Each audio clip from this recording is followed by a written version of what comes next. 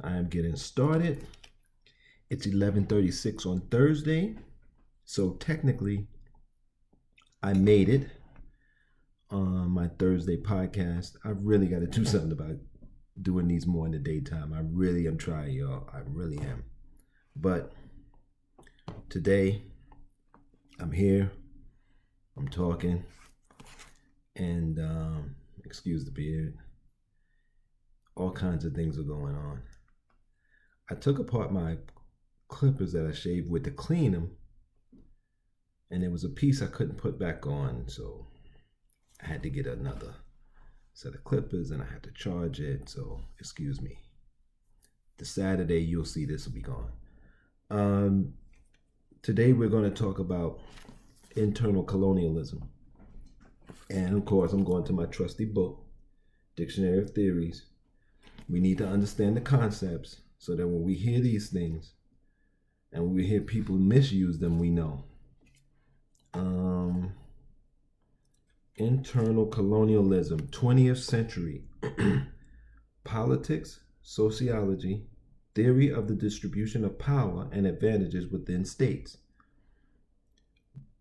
Within apparently unified states, there is a form of colonialism practiced by the center against the periphery, as for example by London and the southeast of England against Scotland and Wales.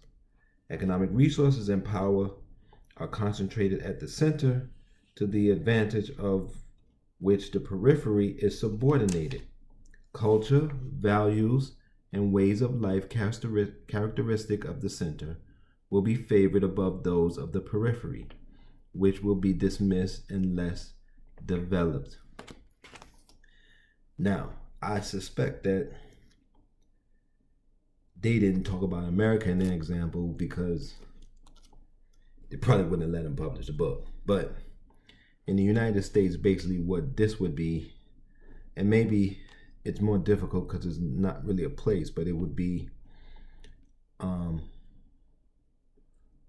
the dominant culture, which would be white. And white is not monolithic, but it would be white economics, white religion, white whatever it is. But what this is talking about is you have to assimilate to that. The people who took this country from the British, formed it, created the empire, spread it out, those people and the people who admire them and the people underneath them. So you're basically talking about plantation owners, lawyers, doctors, clerks, which are what politicians are. Clerks for the plantation owners. They still are. Clerks for the oligarchy. Merchants who basically were selling to these people. Because you have to remember, when this country founded, the United States is founded on only certain people have money. There were some free black people, but for the most part, that's who you're talking about. And the free black people behave like the white people, so they assimilated. And assimilation always means, like the definition, you behave like they behave. And to assimilate in the United States is to destroy who is ever on the bottom, use them to stay on top. And because of the way the United States was made, because of it based so much of itself on colorism, that means destroy black people. And I can tell you and show you, give you plenty of examples of how it's done. So let's go to my own situation. Okay. As you know, I was in a shelter for homeless men. Well, first of all, I'm out there. I have some funds. I'm using it on Airbnbs because I have the funds to rent, but I have to make 4 times more to rent an apartment. That's the standard. So though I could have been paying rent in a regular apartment, they won't let me in. So there you have. That's guards. I have a friend who owns 2 buildings and was trying to rent from him, but he just wouldn't do it. I don't know why. Can't say. I'm not in other people's minds. So I ended up sleeping on the train, and black people swept me off the train. They wanted to put me back in a shelter that was dangerous. I told them, if you put me in there, I'm going to be back on the train. So then I had to negotiate with these black people and to get into a shelter where I can sleep with the door locked. Nobody works in shelters except for black people. The administrative staff, all the way down. Okay? And in this shelter, they managed us in such a way. They dehumanized us. They treated us like we didn't deserve anything. And they treated us like we didn't deserve housing, permanent housing, or anything. Now, one of the problems they had with me was I'm not an addict. I don't have a record. And they would tell me, damn, it's a shame you don't have a record or you're not a drug addict. We can get you housing quicker. And so here you have you rewarding self-destructive behavior and punishing people who are actually just down on their luck but trying, right? And so, or just work in a non-traditional way, because this is my work. So when you don't give me the resources or the support, then I have to get it from somewhere else. So all these black people were destroying our minds daily, to the point where most of the men in the shelter just didn't try. They just gave up. They just like, we can't get anywhere. Most of the men in the shelter had paper vouchers, but we could never get to the apartment part, because the people there would be like, well, you in here, you got a safe bed, what's the rush? Part of that is they were getting funding, but part of that is they did just dismissed us like we didn't really deserve or really even want to be out of there. And that's the same behavior. That's the kind of behavior. The biggest example, the largest example, and Khalil Muhammad said this was really great about President Obama. And I voted for Obama the first time because as a symbol, he really lifted, black people were really in a pit. He lifted them at least out of the pit to make them think, okay, we have to really come out of this. So I voted for him the first time, voted against him the second time. He was the first mainstream president I ever voted for. Ever. So I voted for Perot, Nader, Jill Stein, so on and so forth. But I voted for Obama. And I'm not sorry I did. I'm glad that he served 8 years, because like Joe Muhammad said, now black people have to say to themselves, we've assimilated to the highest office of the land, and we're doing worse as a group than we've ever done, and including during the slavery times. So when you're colonized, you can be a member of the colonized group and destroy other people because you're trying to fit in to the dominant culture, to the ruling culture, the ruling group. And this can go in different countries, of course. In India, I'm sure they have versions of it. In Israel, I'm sure they have versions of it.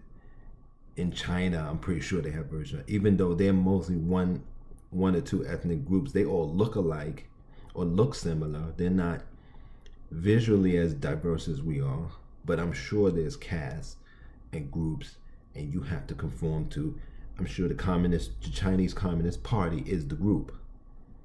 And you have to conform to that to some degree to do anything. And this is a very terrible way to exist, to be an internalized colony or be colonized internally. I know, we suffer from it. I see some of my brothers and sisters go through. It's terrible, man. It's just eating us up, and it's just grinding us down. inside and out. Some of the things that people have to do. I've seen black administrators have to turn people away, black people away, mostly black men away. Force black children to go without food, miseducate black kids to death. I've seen black teachers, I've seen teachers do it. And it really, really destroys people's mind. The woman, my boss in the high school who fired me because I was teaching the kids too much, black assistant principal, I would go back and sub and talk to her from time to time. She was so institutionalized, so fucked up, man, and still is. And then I felt sorry for her.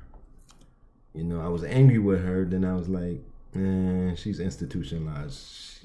She just doesn't get. And a lot of us are like that. And when you're in an internal colony, when you've been doing it for so long with no resistance, no alternatives, and let's be honest about it, there hasn't been a real alternative to the power structure in this society since they killed off Fred Hampton and those groups. Since they killed the Black Power movement, and even you could say the free love movement and all that stuff from since they killed that, the counterculture that they called it, there hasn't been any alternative since.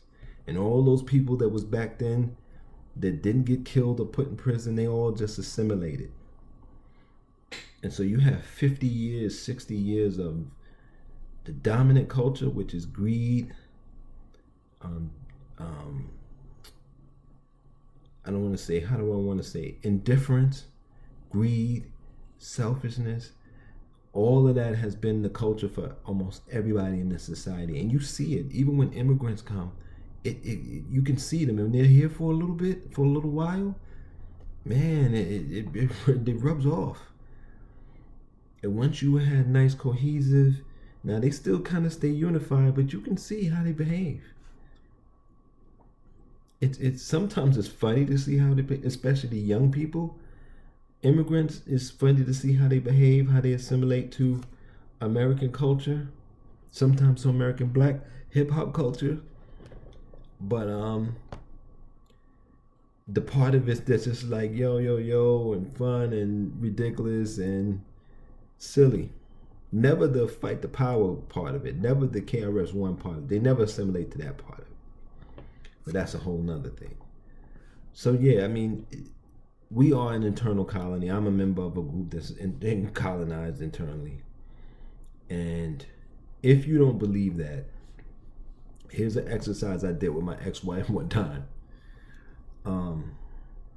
We were in Newark, New Jersey, and we were out, and we were going to a show at the NJ Pack, which is a few blocks away from. And so we had time to kill. We had about 30, 40 minutes to kill. And so we sat in Newark Penn Station, and we kind of, because we didn't want to go home and come back and all of that. And it just wasn't enough time for that. And we just watched. We talked and we watched. And we watched all the different people come through there. And we looked at how really messed up the black people were. We just look at them. We just looked the craziest. We just the unhealthiest ones. All different people was coming through there. Black, white, Asian, and you can even tell some of black immigrants sometimes. You can tell them apart if they haven't been here too long. If they didn't grow up here, you can kind of tell them apart. And we were just like, my ex-wife was like, yeah, you really, Tim, you really are right. They really are in bad shape. Yeah. It shows. It shows. And so hopefully after the collapse of 2020, after the reset of 2020, I should say, the great reset, some of this stuff we can move beyond it. But the one problem with 2020 is that you called it a great reset, but I don't think enough of us really comprehended what was happening. Because most of us don't know we're getting ready to go into a different kind of society. One where we're going to get something like a UBI. It may not be direct funding. It could be housing vouchers, stipends, food stipends, or distribution of food that's different than the supermarket. For example, you can have pantries. You can have places where you go to pantries, which I do, and that'll be how you pick up your food. And it's weekly pantries. Most pantries you can only go once a month, but if you have 4 different pantries and you go to each one once a month, then that you can go to a pantry every week and take care of your food. And I think more and more people are starting to do things like that. So we're gonna have free food. Housing is gonna be the big thing. But I can tell you, if we don't go to a universal basic income, which I think that's what it's going to be, because with this chat GPT, a lot of white people who are professionals are going to be displaced. And they don't want a voucher. But what you might have is money for them, vouchers for everybody on the periphery, as the book says. So everybody who's colonized might get one thing. And if you're part of the group that's the colonizers, you might get a different thing. In this country, that's probably how they would do it. But then that gets so difficult and so expensive and so cumbersome. So they might just do a complete UBI. But something like that is coming. Something like it's really kind of in place already, but it's just going to grow. That's going to be the new world.